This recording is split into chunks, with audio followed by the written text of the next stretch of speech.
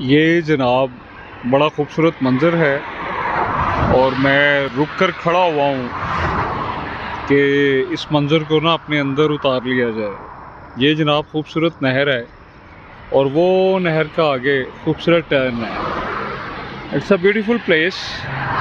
और बादल देखें आप कितने खूबसूरत हैं, ऐसे मंज़र मेरी जान निकाल देते हैं। और नहर का पानी देखें आप कितना रवां दवां है खूबसूरती से ना।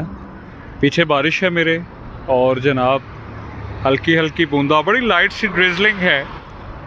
आप नहर के पानी को देखें ना कैसे जा रहा है, तो बड़ा मेंटल पीस महसूस होता है ना। तो बादल देखें and you will feel quite relaxed.